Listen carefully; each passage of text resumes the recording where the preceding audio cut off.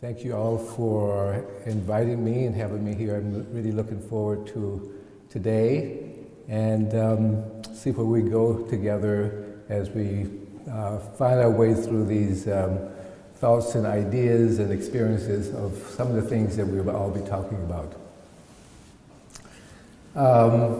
Every time I'm asked to say something about my work, can you hear me okay?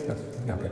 I work on group. I always find that I'm starting all over from the beginning again, because every group is different. I'm in a little different place. And so what you will hear today is a bit of where I'm at today in relationship to groups. So let me start with the title is Unspeakable Things Unspoken. It's from Toni Morrison.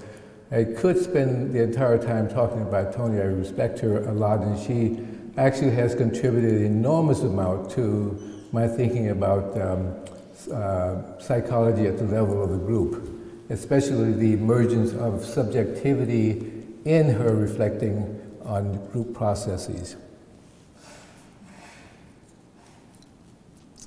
So she starts out, and I start out with something that she says, I quote, "We can agree, I think, that invisible things are not necessarily not there. That a void may be empty, but it is not a vacuum. In addition, certain absences are so stressed, so ornate, so planned, they call attention to themselves, arrest us with intentionality and purpose, like neighborhoods that are defined by the population held away from them."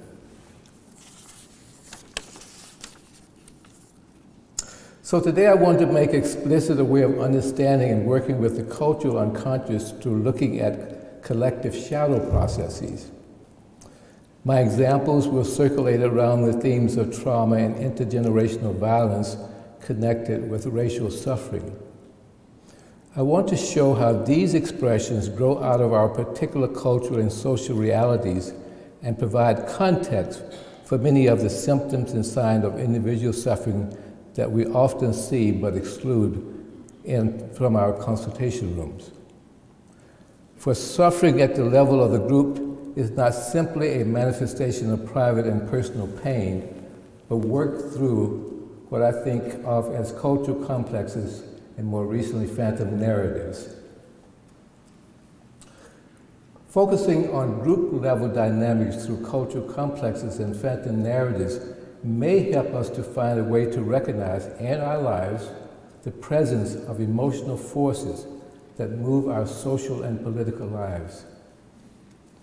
In addition, I will look at the underlying projective processes that form the fabric of our lived, racialized experience.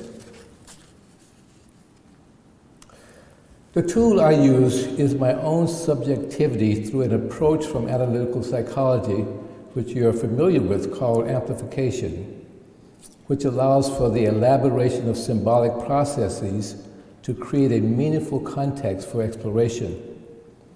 I will share dreams, reflections of cultural experiences and history to flesh out this narrative along with some of its phantom presences.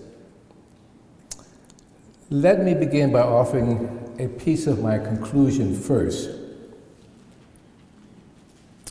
A part of the political and psychological legacy of slavery was called by Professor Gordon Reed in a recent Foreign Affairs article, "America's Original Sin, Slavery and the Legacy of White Supremacy." The question she raises in that article was, how does the existence of slavery square with the right of all Americans for life, liberty, and the pursuit of happiness as unalienable rights? This is a paradox that's alive today.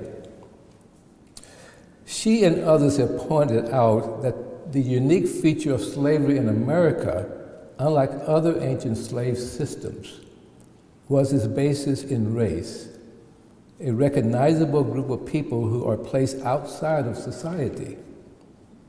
Oscar Patterson, a great writer on the slave system, called this social death.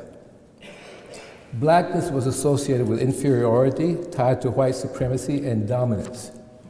This is part of the basis for my exploration of how the narrative that flow from out and in is expressed in culture and political processes.